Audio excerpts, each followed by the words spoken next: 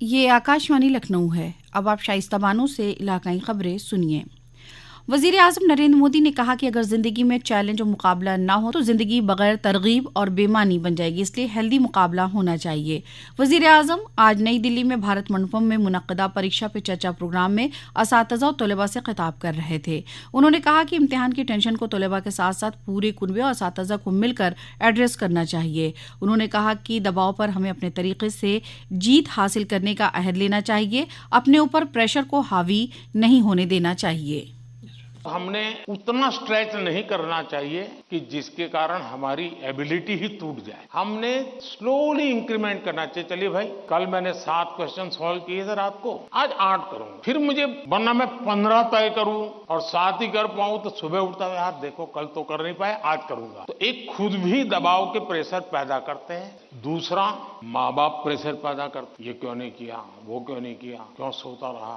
तीसरा ऐसा भी होता है कि जिसमें कारण कुछ नहीं, समझ का अभाव है और बिना कारण उसको हम संकट मान लेते। जब एक्चुअली करते हैं तो लगता है नहीं यार इतना मुश्किल नहीं था, मैंने बेकार में दबाव झेलता रहा। तो मुझे लगता है कि एक तो इनको पूरे परिवार ने, टीचर ने, सबने मिलकर के एड्रेस करना होगा और मैं मानता हूं कि ये लगातार परिवारों में भी बातचीत होती रहनी चाहिए। हर परिवार ऐसे स्थितियों में कैसे हैंडल करता है उसकी चर्चाएं होनी चाहिए। उसकी एक सिस्टमेटिक थियरी के बजाय हमने धीरे धीरे चीजों को इवॉल्व करना चाहिए। अगर ये इवॉल्व करते हैं तो मुझे पक्का विश्वास है कि हम इन चीजों से बाहर निकल के आते हैं।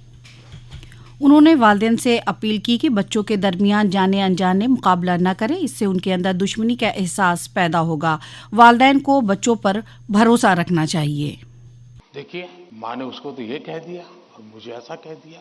एक इस प्रकार की विकृत स्पर्धा का भाव जाने अनजाने में परिवार के रोजमर्रा के जीवन में बो दिया जाता, और इसलिए मेरी सभी पेरेंट्स से आग्रह है कि कृपा करके बच्चों की इस प्रकार की कंपैरिजन, अपने ही संतानों की ऐसी कंपैरिजन मत कीजिए। उसके अंदर एक द्वेष का भाव पैदा कर देते हैं और वो परिवार में भी कभी न कभी लंबे समय के बाद वो बीज एक बहुत बड़ा जहरीला वृक्ष बन जाता है। वहीं असातिज़ा से उन्होंने कहा कि असातिज़ा और तलबा का रिश्ता सिर्फ इम्तिहान के दौर में ही नहीं बल्कि अव्वल रोज से ही मजबूत होना चाहिए।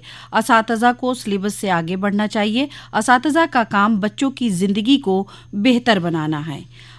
ये परीक्षा पे चर्चा प्रोग्राम का 7वां एडिशन था। इस साल परीक्षा पे चर्चा प्रोग्राम के लिए 2 करोड़ 26 लाख से ज्यादा तलबा ने रजिस्ट्रेशन कराया। प्रोग्राम के दौरान मुख्तलिफ रियासतों के तलबा, असातिज़ा और वालिदैन ने वज़ीर आज़म से सवाल किए, जिसका वज़ीर आज़म ने मुस्बत जवाब दिया। प्रोग्राम में बच्चों ने सकाफती प्रोग्राम भी पेश किए। इससे कबल वज़ीर आज़म ने नुमाइश का भी मुआयना किया। वज़ीर आला योगी आदित्यनाथ ने कहा कि तकनीक का इस्तेमाल आज स्कीमों को शफाफ निफाज के साथ साथ जिंदगी के हर शोबे में ज़रूरी हो गया। उन्होंने कहा कि तकनीक बदउनवानी पर चोट का अहम हथियार साबित हुई है। जनाब योगी कल गोरखपुर के दीनदयाल उपाध्याय गोरखपुर यूनिवर्सिटी में मुनक्कदा स्मार्टफोन तकसीम प्रोग्राम को खिताब कर रहे थे। उन्होंने कहा कि नौजवानों को वक्त के मुताबिक अहल बनने और खुद मुख्तार बनाने की सिमत में रियासती हुकूमत 2 करोड़ स्मार्टफोन और टैबलेट तकसीम करने के हदफ की जानिब तेजी से गामजन है। वज़ीर आला योगी आदित्यनाथ ने कहा कि सफाई अहलकारों के लिए कम से कम एजाजिया की जमानत को यकीनी बनाया जाएगा। वज़ीर आला कल गोरखपुर में म्यूनिसिपल कॉरपोरेशन की जानिब से मुनक्कदा सफाई मित्र सेफ्टी एंड ऑनर कॉन्फ्रेंस और मुख्तलिफ तरक्याती प्रोजेक्टों का संग बुनियाद रखने और इफ्तिताही तकरीब से खिताब कर रहे थे।